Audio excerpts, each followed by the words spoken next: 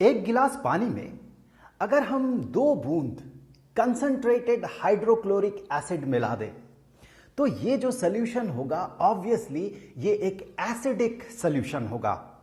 उसी तरह से अगर एक दूसरे गिलास के पानी में हम 100 बूंद कंसंट्रेटेड हाइड्रोक्लोरिक एसिड मिला दें तो वो भी एक एसिडिक सॉल्यूशन ही होगा। तो इन दो एसिडिक सॉल्यूशंस में किसका एसिडिक प्रॉपर्टी ज्यादा होगा? 2 बूंद कंसंट्रेटेड हाइड्रोक्लोरिक एसिड और उतने ही पानी में 100 बूंद कंसंट्रेटेड हाइड्रोक्लोरिक एसिड, कौन ज्यादा एसिडिक बिहेवियर शो करेगा?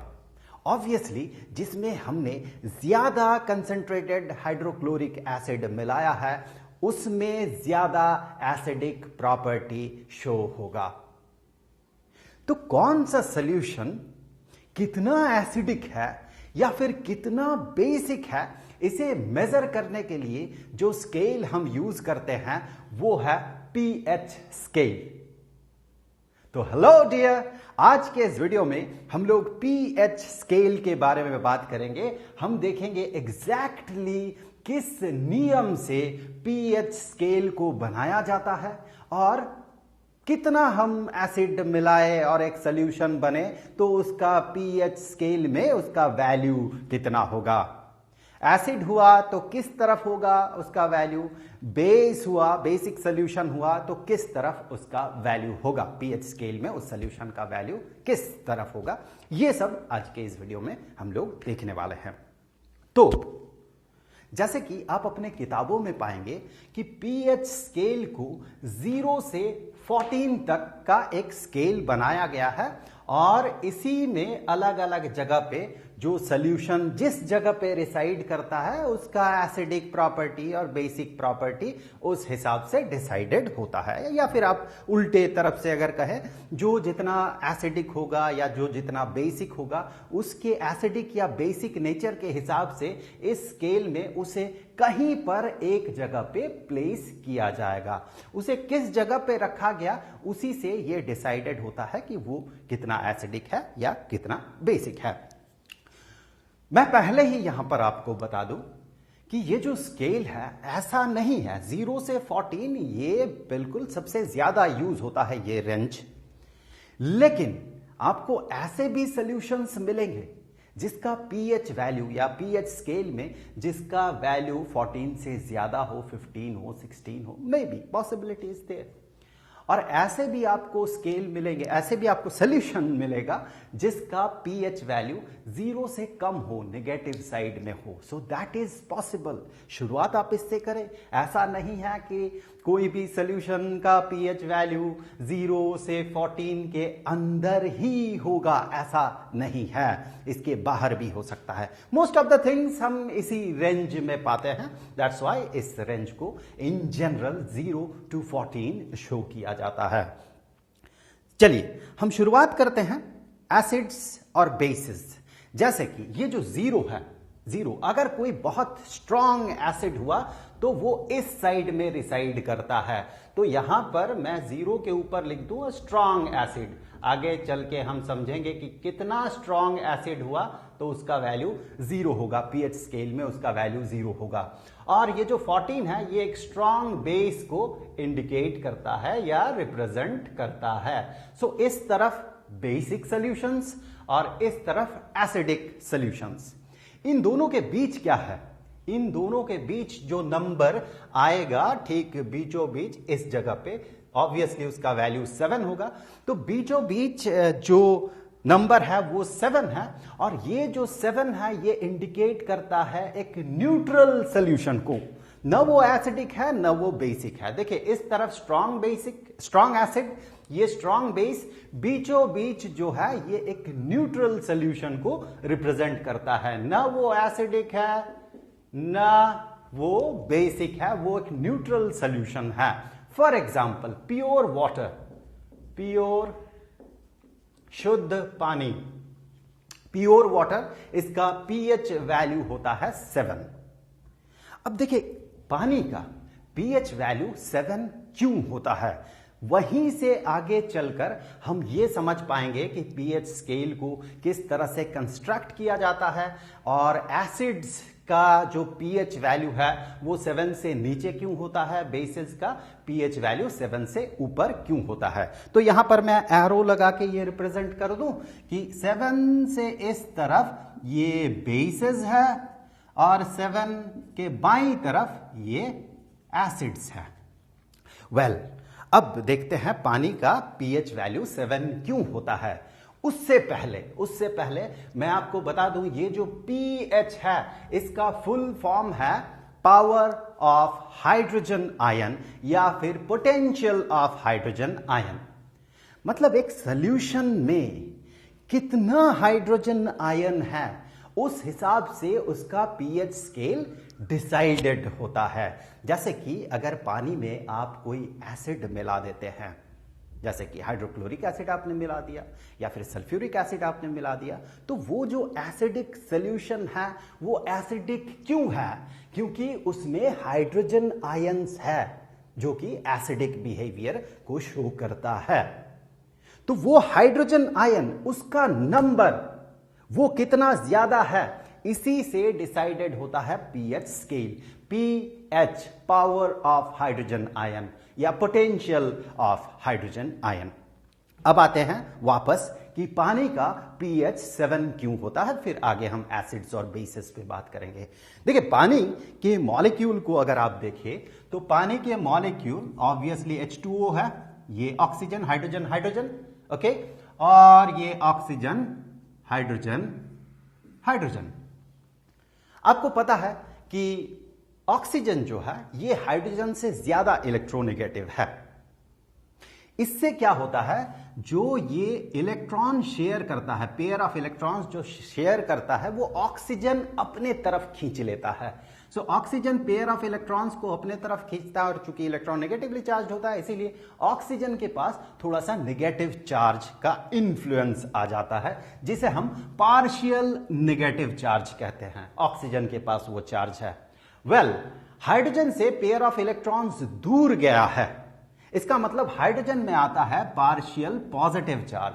अगर इलेक्ट्रॉन्स दूर चला जाएगा तो उसमें पॉजिटिव चार्ज का इन्फ्लुएंस आएगा। सिमिलरली इस हाइड्रोजन में भी पॉजिटिव चार्ज का इन्फ्लुएंस है और यहां पर भी वही चीज है, पार्शियल पॉजिटिव चार्ज हाइड्रोजन में, पार्शियल पॉजिटिव चार्ज, और ऑक्सीजन के एटम में पार्शियल नेगेटिव चार्ज। दो नेबरिंग पानी के मॉलिक्यूल्स को देखें, यहां पर है positive charge, partial positive charge, और ऑक्सीजन के रीजन में है पार्शियल नेगेटिव चार्ज। हमें पता है पॉजिटिव चार्ज और नेगेटिव चार्ज इन दोनों में अट्रैक्शन होता है, तो यहां पर एक अट्रैक्शन काम करता है।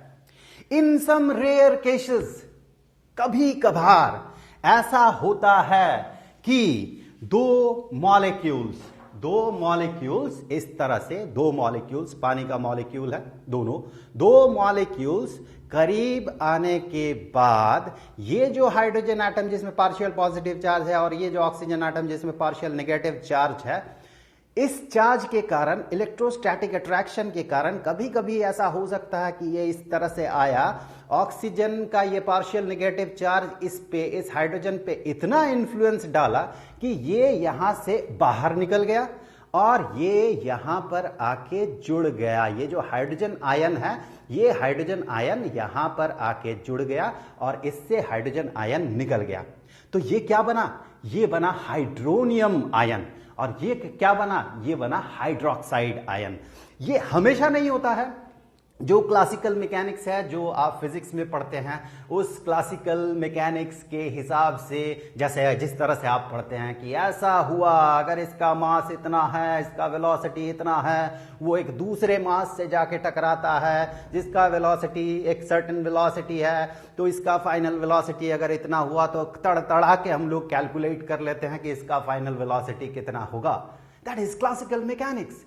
बड़े बड़े पार्टिकल्स, मैक्रोस्कोपिक पार्टिकल्स, एक बॉल हो गया, जैसे कि ये सब पार्टिकल्स है, मेरे हिसाब से देखें, हम लोगों के हिसाब से अभी ये पार्टिकल है, रिप्रेजेंटेटिव था, ये एक पानी का मॉलिक्यूल, उसे रिप्रेजेंट कर रहा था, पर है तो वो नहीं है, ये पार्टिकल, एक बड़ा सा पार्टिकल है। सो इन मैक्रोस्कोपिक पार्टिकल्स पे हम क्लासिकल मैकेनिक्स फिजिक्स का अप्लाई कर सकते हैं, लेकिन माइक्रोस्कोपिक एकदम एटॉमिक लेवल पे अगर बात करें तो वहां पर क्लासिकल मैकेनिक्स हम अप्लाई नहीं कर सकते हैं। तो कितनी तेजी से आएगा, किस डायरेक्शन से आएगा, कि ऐसा होगा, ये हम प्रेडिक्ट नहीं कर सकते हैं। क्वांटम मैकेनिक्स में हम इस तरह के चीजें प्रेडिक्ट नहीं कर सकते हैं। हम ये नहीं बोल सकते कि एग्जैक्टली ऐसा होने से ही ऐसा होगा, बल्कि हम ये कह सकते हैं कि ऐसा होने का प्रोबेबिलिटी कितना है, चांस कितना है। अगर 1,00,000 बार इस तरह का मॉलिक्यूल करीब आए, दो पानी का मॉलिक्यूल, तो कितना बार ऐसा होने का पॉसिबिलिटी है। सो that is probability. So probability हम यहां पर पता कर सकते हैं, लेकिन हम ये नहीं कह सकते हैं डेफिनेटली कि ये वाला मॉलिक्यूल हाइड्रोजन आयन छोड़ेगा, ये वाला मॉलिक्यूल हाइड्रोजन आयन लेगा। इस तरह से हम प्रेडिक्ट नहीं कर सकते हैं। बट एक लार्ज कंटेनर में बहुत सारे अगर मॉलिक्यूल्स हो तो हम ये कह सकते हैं उसमें कितना परसेंट मॉलिक्यूल में ऐसा चीज होने वाला है, क्योंकि वो प्रोबेबिलिटी हमें डिसाइड करके दे सकता है। तो अगर ऐसा ही बात है, तो अगर हमारे पास 1 लीटर पानी रहे, 1 लीटर का पानी रहे, तो हम ये तो नहीं कह सकते हैं कि कौन कौन सा मॉलिक्यूल्स में ये होगा, लेकिन ये हम बता सकते हैं कि कितने मॉलिक्यूल्स में ऐसा जो घटना है, इस तरह का जो फिनोमेनॉन है, ये होगा। ये हम बता सकते हैं। तो यहां पर मैं एक बार इसे ना रिप्रेजेंट यहां पर कर दूं कि ऐसा होने के बाद किस तरह का स्ट्रक्चर लेता है। ऐसा होने के बाद हाइड्रोनियम आयन बनता है और ऐसा होने के बाद हाइड्रोक्साइड आयन बनता है। This one losing this hydrogen ion to this oxygen या दिस मॉलिक्यूल, और ये हाइड्रोक्साइड आयन बनता है OH- और ये H3O+ बनता है। तो एक बार मैं ना क्या करता हूं, इसका जो इक्वेशन है उस इक्वेशन को भी लिख देता हूं, आगे शायद काम लगे आपको। तो यहां पर देखिए 2 पानी के मॉलिक्यूल्स है। 2 पानी के मॉलिक्यूल्स ये कन्वर्ट हो गया, किसमें कन्वर्ट हुआ, hydronium ion and hydroxide ion में कन्वर्ट हो गया। और ये जो रिएक्शन है ये बाई डायरेक्शनल रिएक्शन है। मतलब ये दोनों मिलके ऐसा भी बन सकता है, और कहीं कहीं पे ये दोनों मिलके 2 पानी के मॉलिक्यूल्स भी बना सकता है। सो that is a by directional reaction, unidirectional नहीं है। किसी जगह पे 2 पानी का मॉलिक्यूल मिलके हाइड्रोनियम और हाइड्रोक्साइड आयन बनाएगा, और कहीं पर हाइड्रोक्साइड आयन और हाइड्रोनियम आयन मिलके 2 पानी का मॉलिक्यूल बना देगा। So this is a by directional reaction, जिसे कि हम कुछ इस तरह से रिप्रेजेंट करते हैं। एरो का जो हेड होता है, हेड का एक हिस्सा हम इस डायरेक्शन में इंडिकेट करते हैं, और हेड का एक हिस्सा जो है इस डायरेक्शन में रिप्रेजेंट करते हैं। ये इंडिकेट करता है जो रिएक्टेंट है वो प्रोडक्ट साइड में बन सकता है, दैट मीन रिएक्टेंट टूट के प्रोडक्ट बन सकता है, और प्रोडक्ट भी जुड़ के रिएक्टेंट बन सकता है। तो 2 पानी का मॉलिक्यूल इसमें कुछ हुआ यहां पर, जिससे कि हाइड्रोनियम आयन और हाइड्रोक्साइड आयन बना। तो ये तो 2 मॉलिक्यूल के सेंस में हम देख रहे थे। अगर हम इस मॉलिक्यूल को हटा दें, सिर्फ इसके सेंस में देखें, तो हम कहेंगे एक पानी का मॉलिक्यूल यहां पर था जो कि कुछ ऐसे टूटा, हाइड्रोजन आयन और हाइड्रोक्साइड आयन में ये टूट गया। ये टूटा ना हाइड्रोक्साइड आयन, और ये हाइड्रोजन आयन को ये रिलीज कर दिया। तो वही हाइड्रोजन आयन जो कि इस दूसरे वाले मॉलिक्यूल में जाके जुड़ के हाइड्रोनियम आयन बनाया। So this is the basic reaction यहां पर जो हो रहा है। अब जो बात कर रहे थे कि 1 लीटर अगर हमारे पास पानी रहे, तो हम ये कह सकते हैं कि उसमें कितने जगह पे या कितना नंबर ऑफ हाइड्रोनियम आयन रहेगा और हाइड्रोक्साइड आयन रहेगा। कहां पे कौन सा मॉलिक्यूल ये करेगा ये हम नहीं बता सकते, पर एक बड़े सैंपल में ये प्रेडिक्ट किया जा सकता है कि कितने मॉलिक्यूल हमें कितना मॉलिक्यूल टूट के हमें आयन देगा। तो 25 डिग्री सेल्सियस में 25 डिग्री सेल्सियस में अगर आप प्योर वाटर रखते हैं, बिल्कुल साफ सुथरा पानी, कोई बाहर से आयन नहीं मिला हुआ है, कोई इंप्योरिटी नहीं है, प्योर वाटर, प्योर H2O, वहां पर भी चूंकि ये इवेंट हमेशा होते रहता है तो आपको बहुत जगह पे positive that mean hydronium ion और बहुत जगह पे हाइड्रोक्साइड आयन मिलेगा। ऐसा नहीं है कि पानी है तो वो एब्सोल्युटली पानी ही है, उसमें बहुत सारे आयन ऑलरेडी रहेगा, क्योंकि ये जो घटना है ये हमेशा उस पानी के अंदर हो रहा है। यहां पर 25 डिग्री सेल्सियस को मेंशन मैंने क्यों किया, मैंने क्यों एक खास टेम्परेचर को रिप्रेजेंट किया यहां पर, क्योंकि द नंबर ऑफ आयंस, यहां पर जो हाइड्रोनियम आयन और हाइड्रोक्साइड आयन रहेगा, that number depends upon the temperature.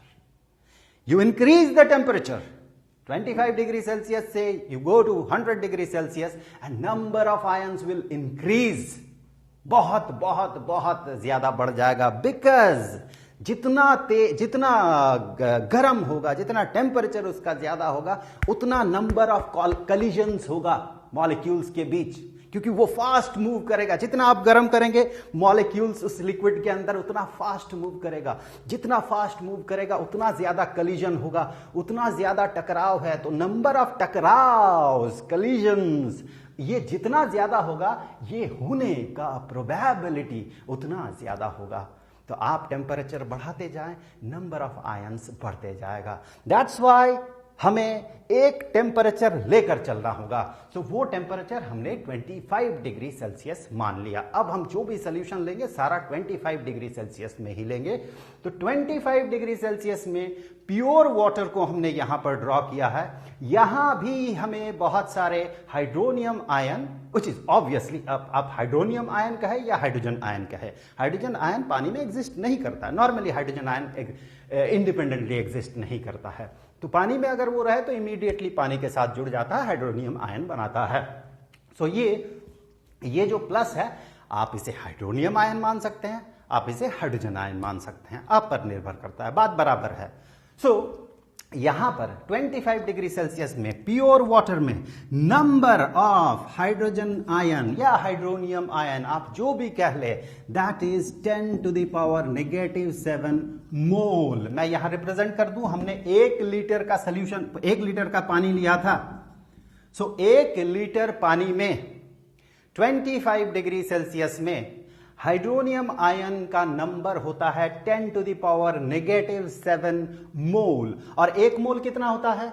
1 mole is a number, mole is a number, 1 mole is equal to 6.022 into 10 to the power 23, इतना। सो 1 मोल अगर मॉलिक्यूल्स की बात किया जाए तो इसका मतलब 6.022 इंटू 10 to the power 23, मतलब 10 to the power 23 मतलब 1 के बाद 23 zeros, तो वो जो नंबर बनेगा वो बनेगा 10 to the power 23। So that is 1 मोल। तो यहां पर plus that mean hydrogen ion या हाइड्रोनियम आयन, इसका जो नंबर होगा ये होगा 10 to the power -7 मोल। ये आपको लग सकता है 10 to the power -7 मतलब 0.0000001, बहुत छोटा नंबर है, लेकिन ऐसी बात नहीं है। अगर आप इसके साथ अगर आप इस नंबर को यहां पर रख के अगर आप देखें कि एब्सोल्यूट नंबर कितना होगा, तो वो एब्सोल्यूट नंबर आएगा 10 to the power 16 के ऑर्डर पे। सो 1 लीटर प्योर वाटर में 25 डिग्री सेल्सियस में number of hydrogen ion 10 to the power -7 मोल कह सकते हैं, या फिर आप कह सकते हैं 6.022 इंटू 10 to the power 16, क्योंकि 1 मोल होता है इतना। तो number of hydrogen ion will be 6.022 into 10 to the power 16, and 10 to the power 16 समझ रहे हैं, 1 के बाद 16 zeros, सो वो कितना बड़ा नंबर है। So it is a huge number, but relatively इसके साथ अगर कंपेयर करें तो ये नंबर बहुत छोटा हो जाएगा।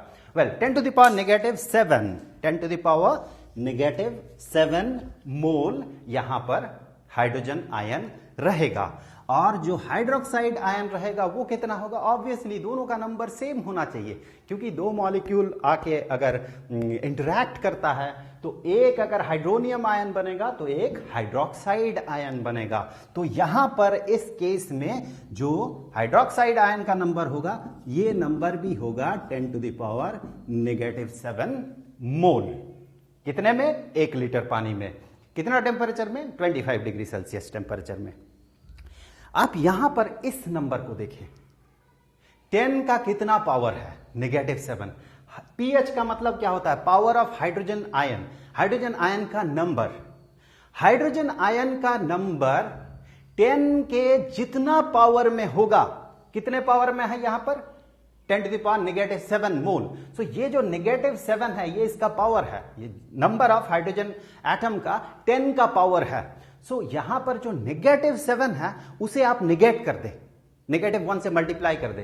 दिस -7 मल्टीप्लाई कर दे -1 से, कितना आया? 7। That 7 is the pH value of water. पानी का, प्योर वाटर का पीएच वैल्यू है। चलिए एक एसिड बनाते हैं। एक एसिड हम लोग यहां पर बनाते हैं।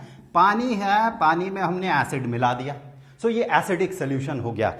एसिडिक सोल्यूशन ऐसा बना कि number of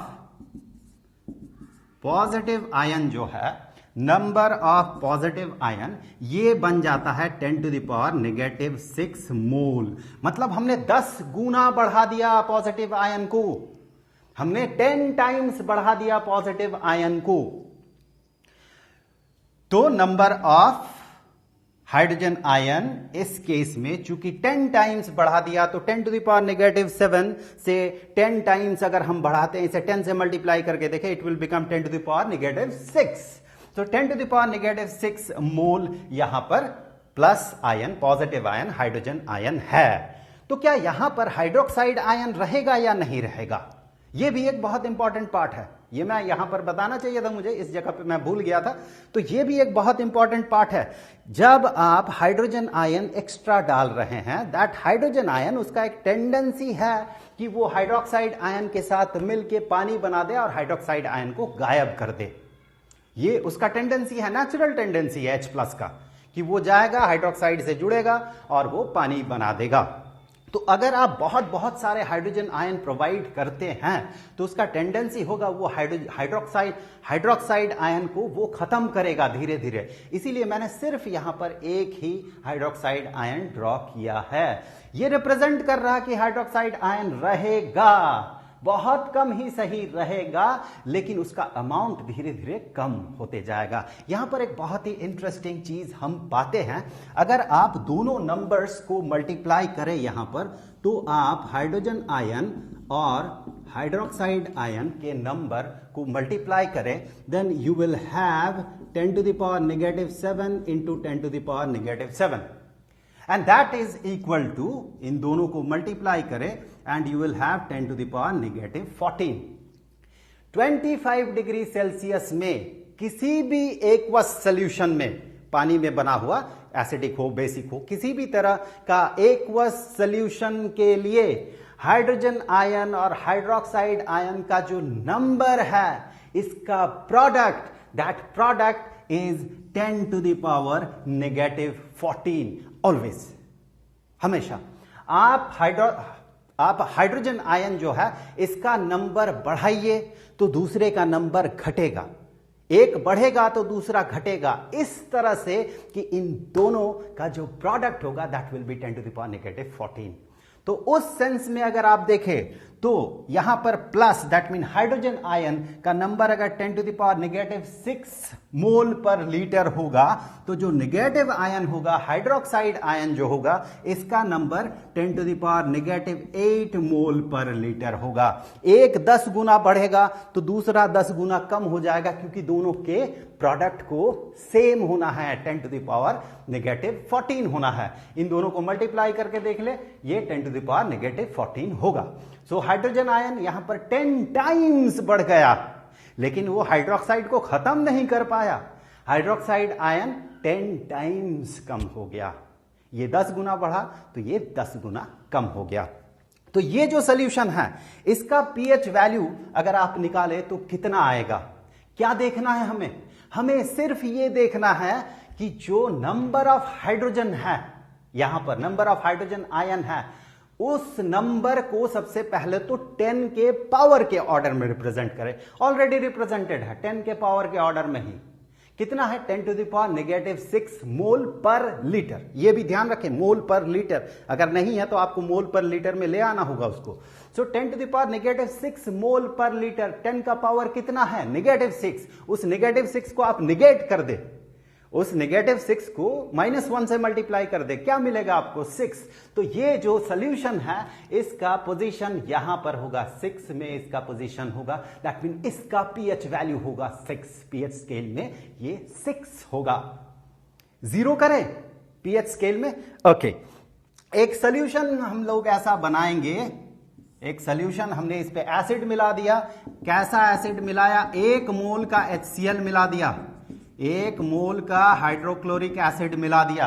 1 mole hydrochloric acid अगर बहुत बहुत कंसंट्रेटेड हो, 99%, 98%, अगर इतना कंसंट्रेशन हो तो उसमें जो पानी है उसको आप इग्नोर कर सकते हैं। अब आप सोचिए कितना ग्राम HCl वहां से, उस कंसंट्रेटेड HCl से, हाइड्रोक्लोरिक एसिड से आप कितना ग्राम निकालेंगे कि वो 1 मोल का HCl होगा?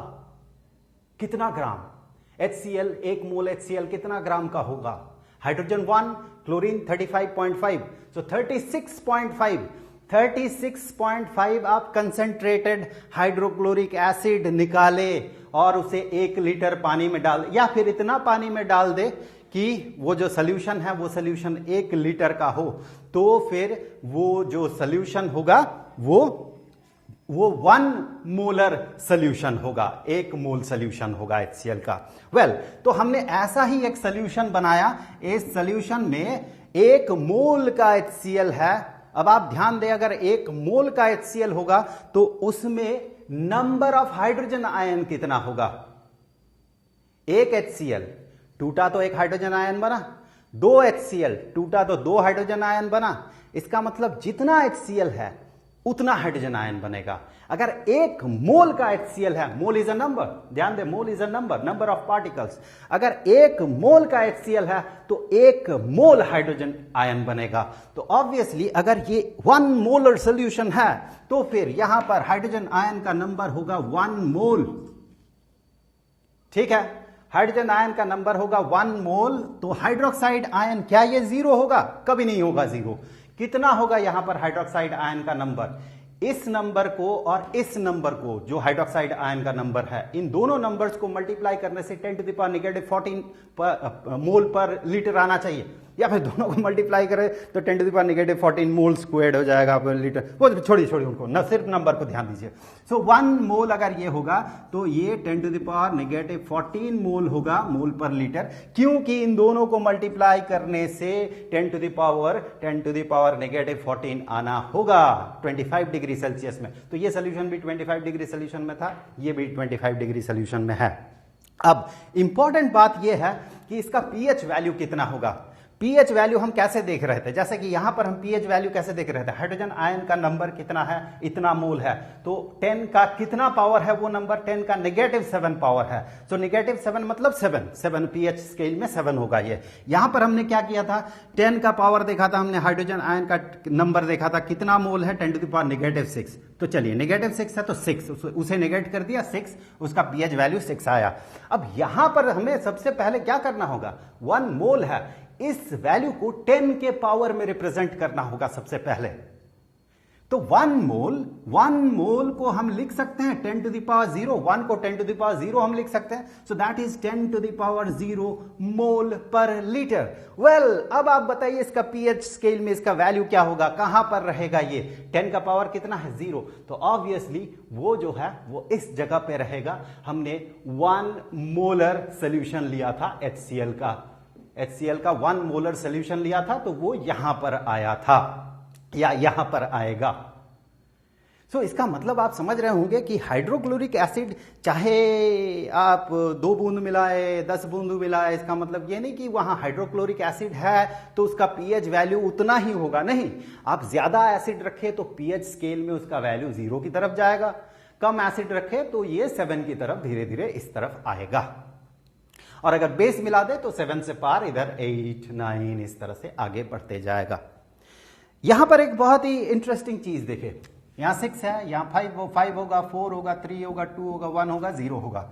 जब आप 7 से 6 में आते हैं, कोई सोल्यूशन जिसका पीएच वैल्यू 7 है और कोई दूसरा सोल्यूशन जिसका पीएच वैल्यू 6 है, तो इसका मतलब क्या है कि 7 में हमने क्या देखा था, 10⁻⁷ मोल ऑफ हाइड्रोजन आयन है, 6 में क्या देखा था, 10⁻⁻⁶ मोल हाइड्रोजन आयन है। मतलब हाइड्रोजन आयन का नंबर 10 टाइम्स हो जाता है। स्केल में एक घर आप पीछे जाएं या आगे जाएं तो हाइड्रोजन आयन का नंबर 10 टाइम्स बढ़ सकता है, 10 टाइम्स घट सकता है। सो ये लीनियर स्केल नहीं है, ये एक्सपोनेंशियल स्केल है। 10 टाइम्स पे बात करते हैं हम लोग, 10 गुना 10 गुना 10 गुना। सो 7 से 6 जाए तो हाइड्रोजन आयन का नंबर 10 टाइम्स हो जाएगा। सिमिलरली 6 से अगर 5 जाएंगे तो हाइड्रोजन आयन का नंबर फिर से 10 टाइम्स हो जाएगा।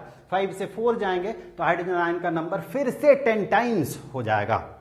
तो ये क्या था, ये 1 मोलर सोल्यूशन था HCl का। यहां पर ध्यान दें, अगर आप सल्फ्यूरिक एसिड डालें, 1 मोल सल्फ्यूरिक एसिड अगर यहां पर डालेंगे तो हाइड्रोजन आयन का नंबर कितना हो जाएगा, 2 मोल हो जाएगा, क्योंकि एक H2SO4 2 हाइड्रोजन आयन रिलीज करेगा।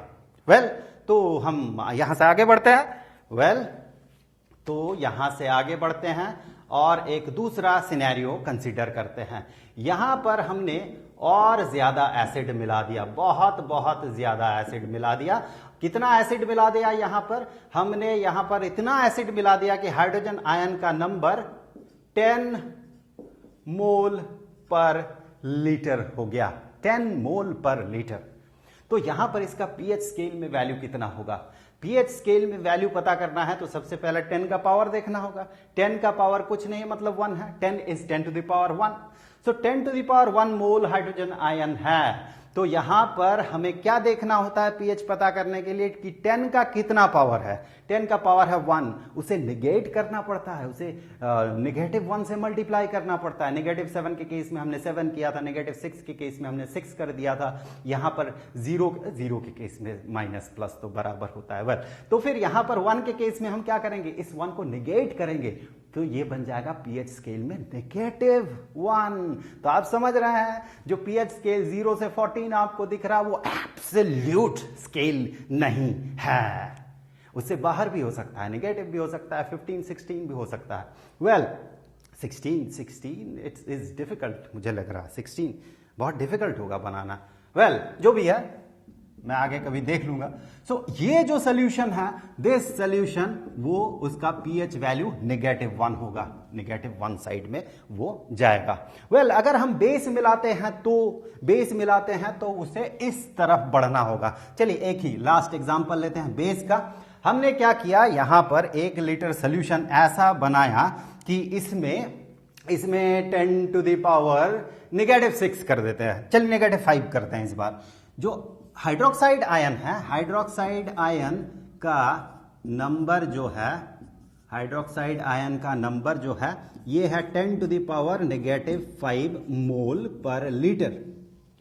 ठीक है, तो ये तो हमने हाइड्रोक्साइड आयन पता किया। वैसे हाइड्रोक्साइड आयन के नंबर से हम पीएच स्केल में वैल्यू नहीं निकालते हैं, हम हाइड्रोजन आयन के नंबर से पीएच स्केल में वैल्यू पता करते हैं या पीएच स्केल में उसका पोजीशन पता करते हैं। तो यहां से सबसे पहले हमें क्या करना होगा, हाइड्रोजन आयन कितना है वो पता करना होगा।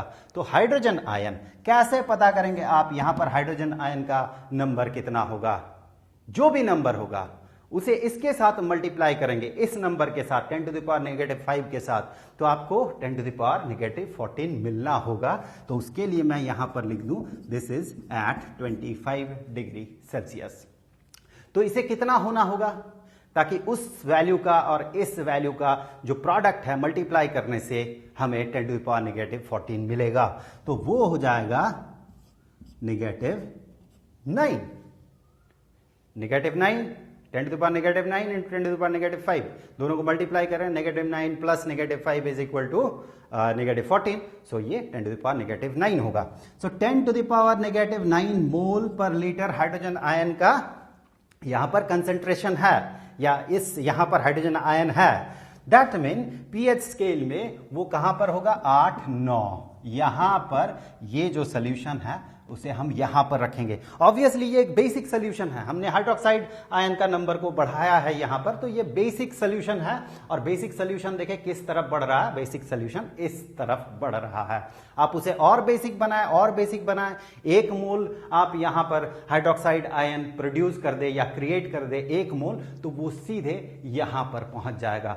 10 मोल अगर यहां पर प्रोड्यूस कर दे, हाइड्रोक्साइड आयन क्रिएट कर दे 1 लीटर पानी में, तो उसका वैल्यू 15 हो जाएगा। ये भी आप ध्यान रखिए। तो इस तरह से 0 से नीचे पीएच वैल्यू और 14 से ऊपर पीएच वैल्यू पॉसिबल है। यहां मैं आपको एक और बात बता देना चाहता हूं जाने से पहले, कि जैसे पीएच स्केल होता है उसी तरह से पीओएच स्केल होता है। मैं यहां लिख दूं, पीएच स्केल पे हमने अभी बात किया, पी स्मॉल लेटर पी और OH कैपिटल OH, जैसे पीएच है वैसे ही पीओएच स्केल भी होता है। लॉजिक सेम है। आप हाइड्रोजन को देख रहे थे, इस बार आप हाइड्रोक्साइड को देखिए। यहां पर पीएच स्केल में वैल्यू कितना था 6, पीओएच स्केल में वैल्यू कितना होगा 8। यहां पर पीएच स्केल में वैल्यू कितना था 0, पीओएच स्केल में वैल्यू कितना होगा 14। फिर यहां पर भी निगेटिव को हटा देना होगा या -1 से मल्टीप्लाई करना होगा, तो 0, 14 पीओएच स्केल में। तो इस तरह से पीओएच स्केल भी होता है। ऐसे पीएच और पीओएच स्केल को कंस्ट्रक्ट किया जाता है। तो आज के इस वीडियो में आपको जरूर समझ में आया होगा कि पानी का पीएच वैल्यू, प्योर वाटर का पीएच वैल्यू 25 डिग्री सेल्सियस में 7 क्यों होता है। टेम्परेचर वैरी करते साथ जो है ये नंबर ऑफ आयंस का जो कंसेंट्रेशन है या नंबर ऑफ आयंस जो है वो चेंज करता है, वो बढ़ जाता है। और साथ ही साथ किस तरह से कितना आयन रहता है, तो पीएच स्केल में उसका वैल्यू कितना होता है।